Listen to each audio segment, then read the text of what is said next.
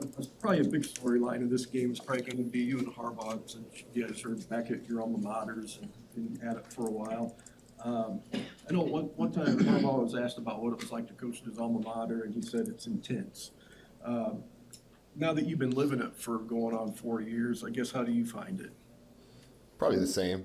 You want to win everywhere. You probably take it a little more personal, one way or the other at home. Things get a little more personal.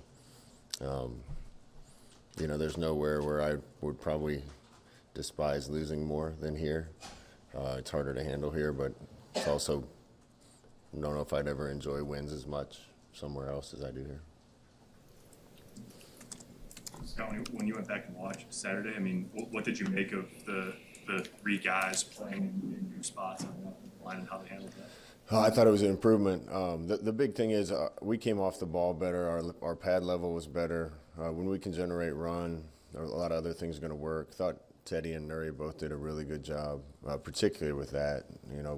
Getting some movement on 3 techniques and 1 techniques and getting runs started.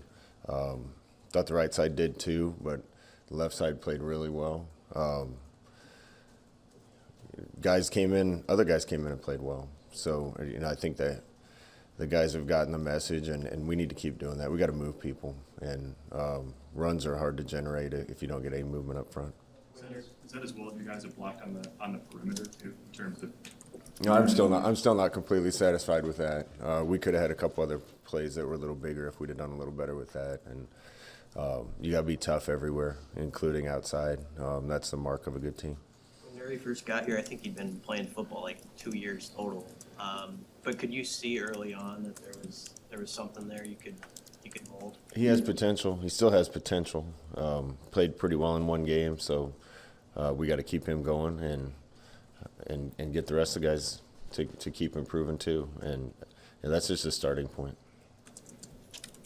Yeah, what stands out about that 2018 game against Michigan? And what did you learn about your program at that time, and how much have you guys closed the gap physically? I guess we'll find out. I thought they had a phenomenal team. I thought they were going to win the league after we went up there. They kicked our butt. We were outmanned, probably nearly every position.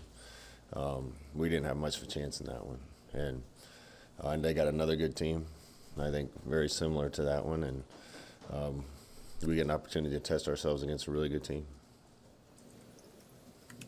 What have you seen from their defense, particularly their 2 defensive ends?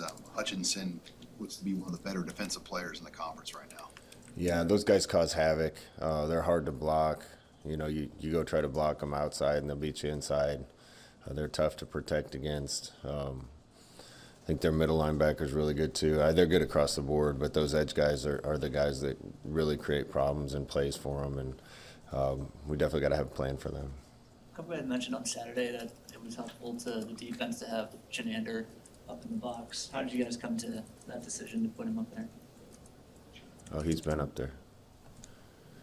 I don't know. They spoke about it as if it was when I was a coordinator. novel. No, when I was a coordinator, I needed to be up there to see everything. So there's some coordinators down on the field, but I think it just helps you to get the big picture view.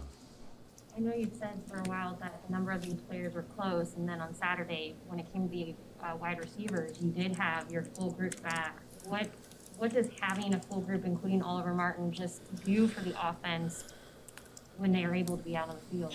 Yeah, I did feel like we had kind of finally the full group of guys that we need, and we got some good players at every position, so it helps you to have everybody up and available. I thought all those guys played well, and you need weapons in this league, and weapons help us create some big plays, and it's good to have everybody healthy again. Somebody's well schooled in running the option. How well are you guys running it this year so far? We're still only about a 6 out of 10, I would say. I think it can be better. We put 1 on the ground, a couple of the blocks here and there. You need to be able to do multiple schemes to run it well, and we've got them. We got to make sure we can run them all well. Defenses look kind of unprepared. The officials a couple times seem to be that too. Are they not used to seeing pitches out in the open field and thus think that those are forward pitches? Yeah, I said to one of them, I've never seen a pitch that's even close called for a forward pitch. So hopefully we don't get that call again. But it's hard. I think you got to spend a lot of time on it to do it well, and we've invested some time. I think we've done that because it matches our personnel and who we can be. But it just adds another element, and hopefully defense are having to work on the run game, the pass game, and the option game, and help us a little bit. But they're smart people in this league, and we'll have to keep improving and tweaking. How would you evaluate the way Adrian hides and handles the ball on those plays? He's come a long way. When we first started doing it, it didn't look good at all. He's really gotten comfortable with it. I like it for the fact that it gives us an opportunity to get the ball in his hands without just calling run plays for him. He can avoid hits that way. One of the best things about Saturday, I think he only got tackled a couple times, and keeping him on his feet is a big part of our success going forward. Scott, you guys are always very good about moving forward after poor performances or not up to standard. How do the guys react to coming off a big win and a high? Good. I think they see the formula now. They've prepared really well for several weeks in a row. Had one go our way Saturday in a big way. No reason to change anything now. How much time in the program did it take for Teddy to make you believe that he would be able to handle an assignment like he did Saturday? I don't know if we were positive before Saturday. The week of practice helped us be positive, but it was time to give him a chance. You don't decide on Monday you're going to run a marathon and run it on Saturday. There's some training that has to be involved. Sam, you know that. You're a marathon runner. Half. Good for you. He's just steadily improved, and we saw a lot of talent early on, like we see with a lot of guys.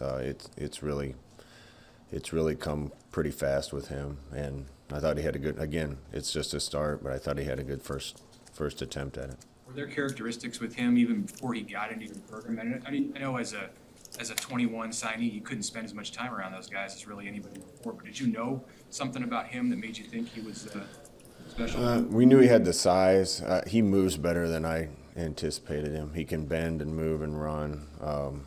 You also got to be ready to be kind of mean early on, and that's tough for 18, 19-year-olds to do, particularly in this league. There's grown men in this league. So he's come along probably faster than we thought, but he still has a lot of room to grow, and that was just one game.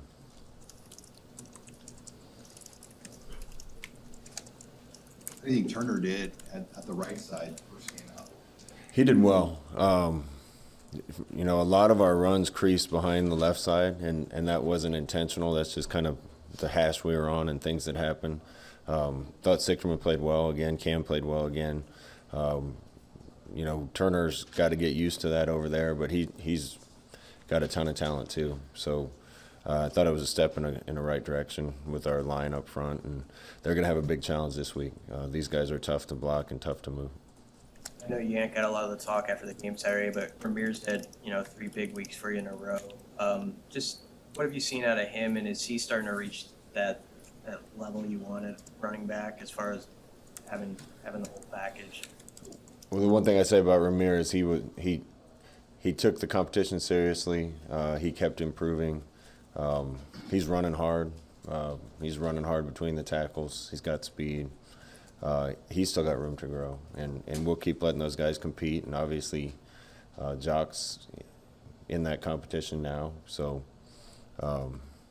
sooner or later, one will step forward and be the lead guy. Right now, it's been Ramir, but we'll keep putting the guy out there that gives us the best chance. Back to the 2018 game, Zach DeVold only had about 8 months with the team. The time you guys played that game, now it's 3 years and 8 months. Just from a defensive point of view, nobody really pushes you guys around anymore. I mean, your defensive linemen say as much. What kind of work has DeVold done specifically to maybe get this team to the point where, at least, especially on defense, they just don't get moved easily? I think that's a physical thing and a mental thing. It's a recruiting thing and a weight room thing. We needed to be bigger. We needed to be stronger. We needed to be faster. We got outmanned pretty bad a few times that first year. we've got some bigger guys with upside athletic ability in here. Zach's gotten them bigger, stronger, Zach and Andrew. The mentality had to change. They needed to be tough and nasty, and we're getting closer to that. So all that should mean you can do better up front in the trenches. Other questions, guys? What do you want to see from the stadium, the atmosphere? Obviously, another big game, night game. What kind of advantage could that provide for you guys this weekend? And I thought Saturday was, other than the Akron game that we had one play, was probably the best atmosphere I'd seen. Appreciate the fans for that. I imagine this one could be as good or better. So we need noise. We need help. Hope the fans are excited as we are. Did Dominic Riley get a chance to talk to you guys Saturday? Talk to me. I've known Dom most of my life. He's one of the greats around here, and there was a lot of former players walking around, so it was good to see everybody. And Dom's one of the Husker greats, so anytime one of those guys come back, love seeing them. Scott, do you make a big deal about the opportunity here in front of you, the top 10 team, but this time it's at a national stage? We've been talking about it. Right now, kind of feel like we're down to 3 2-game seasons. We got 2 more games here before a bye week. Got to do the best we can, then we'll rest and recover, and we got 2. Then we get another bye week and rest and recover, and we finish with 2. Still got opportunity to do pretty special things this year, but we got some really good opponents starting with this one. So we got to go compete, and the guys don't have to be told the opportunity that's there for them. Like playing 8 weeks in a row, or would you have liked to have a bye week somewhere a little bit earlier in there? I think eight in a row can be a little bit of a grind, but it's not too much. We're in a good spot right now. We're really healthy. Just got to make sure the energy's up, but I don't think the energy will be a problem playing a game like this at home at night. So again, we got 2 more weeks, and the guys can see the light at the end of the tunnel for a little bit of a break. So we need to pour everything into these 2 weeks. Scott, when you talk about pad level, that sounds like an easy concept. Why has it been such a challenge? I don't know if it's a challenge. It just needs to keep improving. We're still young on the O-line. Some of those things get learned. We talk about strength conditioning on the D-line. Our guys up front are big and strong and can move. It takes a while to perfect technique as a receiver, as a quarterback. It takes a while to get used to playing as an offensive lineman too. But we always talk about desire to excel and no fear of failure, and it's real easy to get up a little bit higher, make sure you don't completely whiff on somebody, make sure you know who you're blocking, be a little bit hesitant. If you do that, you're not moving guys in this league. So the more comfortable they get, the more familiar they get with what they're doing, the more they can just rip off the ball and try to get us some initial yards. See you rocking the shirt. What do you think of the Osborne threads? Yeah, this is awesome. I'm waiting for the Osborne action figures and gas pumps and everything to come out. Bobbleheads. I'm sure he's at home jotting up some drawings and sketches of the new product lines he'll put out. I'm sure he hates this, but half of the money goes to teammates, and my wife and I are proud to support teammates, and I know a lot of people around the state are. So I know he probably doesn't like it, but I'm glad people are able to help Coach Osborne and teammates through this stuff.